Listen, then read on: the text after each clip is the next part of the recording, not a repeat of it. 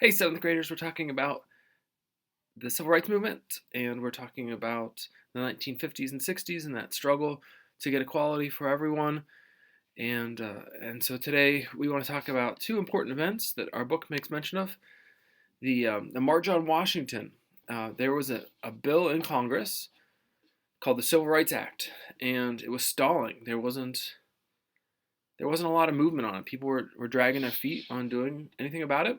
And so as part of their non-violent strategy, those that were working for civil rights, that let's march on Washington. Let's go to Washington and show up and show who's in favor of this new legislation, the Civil Rights Act.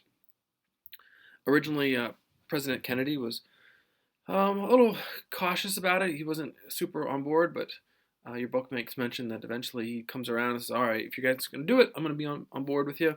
So he has the backing of the president. Martin Luther King, you see there, gives his famous I Have a Dream speech in front of the Washington Memorial. And, the Washington Memorial there in front of him. He's got the Lincoln Memorial behind him. Obviously, Lincoln, important in the fight for civil rights, as being the president who was yeah, leading our country during the Civil War. So, kind of an important place to give a speech, and a lot of people show up. I think the book says about 350,000 people show up that day, and lots of news comes and covers it, and then obviously it's one of the most famous speeches of all time in all of human history, the "I Have a Dream" speech, and you can watch that on YouTube. Recorded. It's a moving, stirring speech. Um, Everybody should have seen it at least once in their lives. So make sure you go to YouTube and watch it. Maybe we'll watch it on Friday together.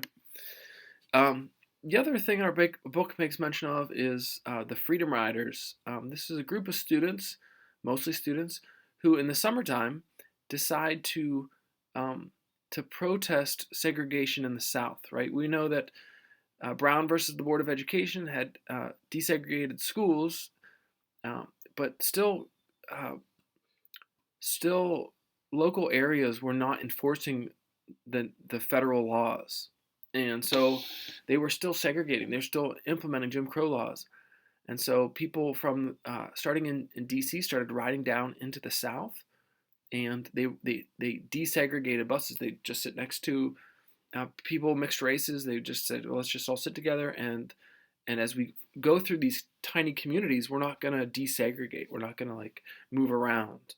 We'll just stay there. And so the media picked up on it, and they started making it a publicity thing. And they had these posters, right, which is um, trying to draw attention to the fact that you guys need to get on board with the federal laws, which say you can't segregate, uh, no matter what the local laws are. The federal laws trump that.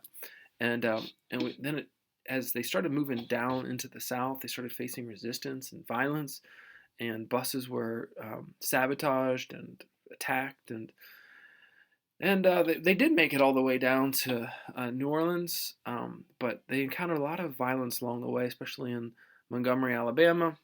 Um, they had several people thrown in jail, and then there were fake charges brought up against people, and really just trying to take their courage out from underneath them, and and it didn't work, right?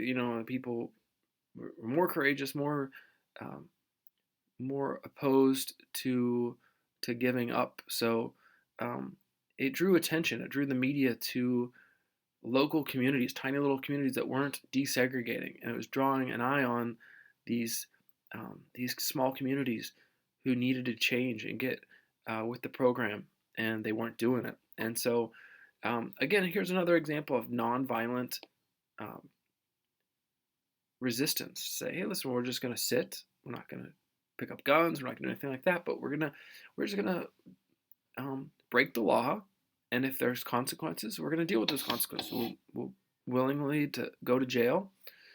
That's okay, as long as we're making our points. We're fine with going to jail for these kind of things, and maybe it'll draw attention to the issues. And if maybe if a lot of us join, then are they really going to throw hundreds of people into jail? And so it becomes a really effective way to get media attention. It's a really effective way to to draw a light on some places that were trying to stay in the shadows and not um, give equal rights to all of our citizens. So, an important moment, these two events. Uh, Eventually, we're going to see that President Kennedy dies, gets assassinated. His replacement, his vice president, President Johnson, is going to pick up the struggle, and he's going to get that legislation passed in 1964. The Civil Rights Act gets passed, and now it's law of the land, no more segregation. And it's going to be a fight then to make sure all these places um, abide by the law. So the Civil Rights Act, 1964, it's going to grant equality and end Jim Crow legally. Obviously, people are still going to drag their feet on it. We'll talk about that tomorrow. All the things that are in the Civil Rights Act. But that's enough for today. Two brave instances of nonviolence: the March on Washington and the Freedom Riders going towns to the South, desegregating the buses, facing violence. Heroes that we can all admire. Have a good Thursday.